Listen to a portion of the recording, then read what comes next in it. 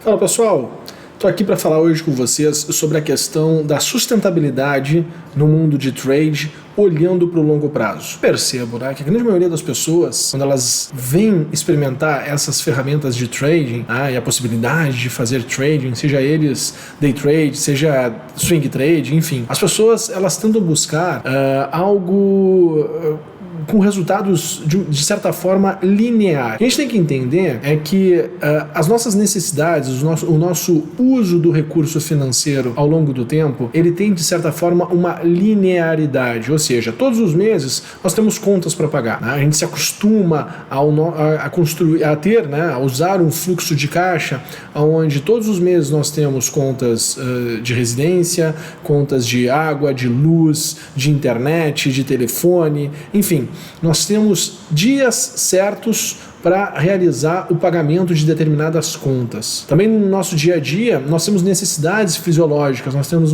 necessidades de nos alimentarmos, de fazer nossa higiene, e a gente vai consumir determinados recursos ao longo desse período de tempo.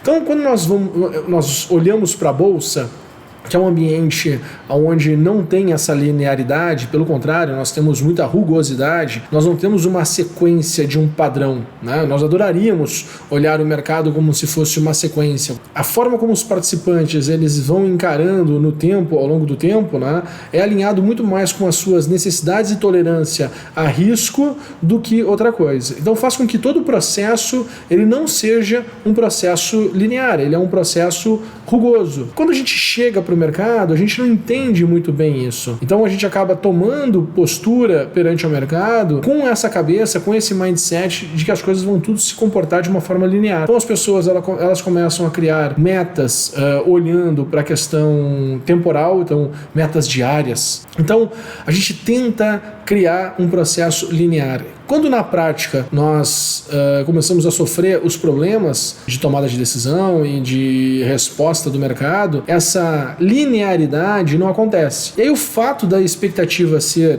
de encontrar um mundo linear acaba gerando um desconforto, um mal-estar que a gente não consegue digerir muito bem. E aí desperta as emoções, e as emoções são um aviso de que as coisas não estão indo bem, que as coisas não estão legais. Então a gente precisa criar uma forma de olhar, uma forma de encarar, uma forma de desenvolver as nossas expectativas alinhadas com um mundo muito mais cheio de ruídos do que um mundo linear. Então, por exemplo, ferramentas que eu utilizo para tentar viver uma situação muito mais ruidosa do que linear. Primeiro, as minhas metas, elas não podem possuir uma granulação a ponto de que cada dia eu tenha que bater, ou gerar um determinado resultado financeiro. Isso é muito difícil, porque o dia que eu não conseguir bater esse meu resultado financeiro, eu vou ter uma mudança de exposição muito drástica. E acaba que toda vez que nós estamos posicionados no mercado, a gente gasta muita energia mental. E a gente não consegue recarregar essas energias rapidamente, a ponto de um dia para o outro,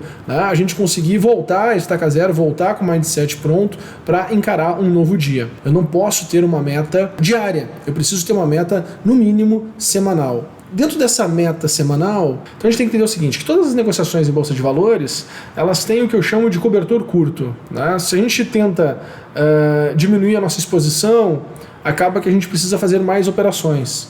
Se a gente quer fazer menos operações, a gente tem que expor um pouco mais de capital, porque no final, a resultante final, onde a gente tem que chegar, num nível de satisfação X que compense o trade-off que nós estamos tomando. O que é o trade-off? A gente, querendo ou não, está abrindo mão constantemente de usar um recurso financeiro para tomar risco no mercado para ter um benefício maior lá na frente. E a gente tem que alinhar a nossa meta com aquilo que nós de fato precisamos. Então a gente tem que saber um volume financeiro, um valor financeiro que nós almejamos, que nós buscamos todas as semanas.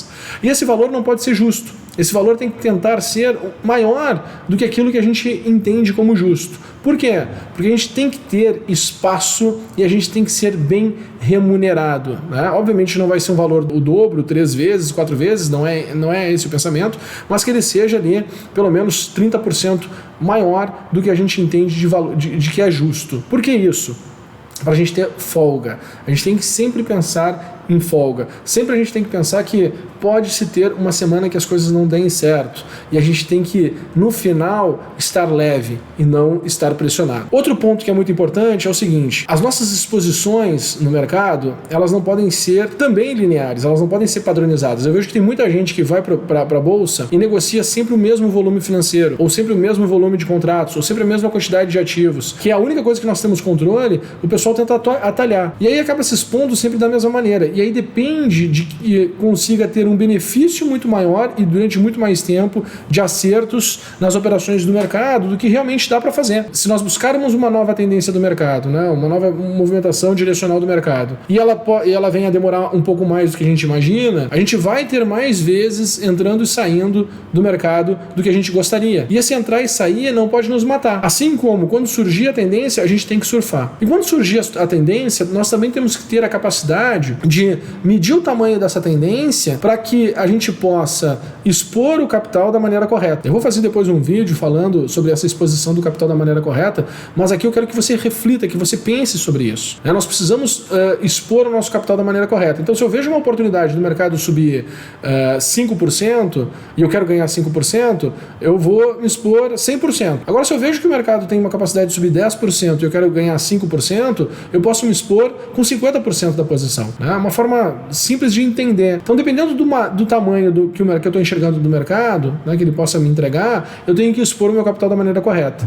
Então, no final, eu tenho que entender e alinhar as minhas estratégias para um lugar onde eu entenda que o mercado possa ir e que, se o mercado for para aquela direção, eu tenha o benefício que justifique eu gastar toda essa energia, todo esse tempo negociando no mercado. Tá bom? Então, se você gostou desse vídeo, por favor, dê o seu like, deixe o seu comentário e compartilhe com mais e mais pessoas, porque nós precisamos ampliar o mindset do brasileiro, do investidor brasileiro, para que nossa bolsa possa se desenvolver, os produtos possam se desenvolver, os serviços possam se desenvolver. Até a próxima. Valeu. Tchau, tchau.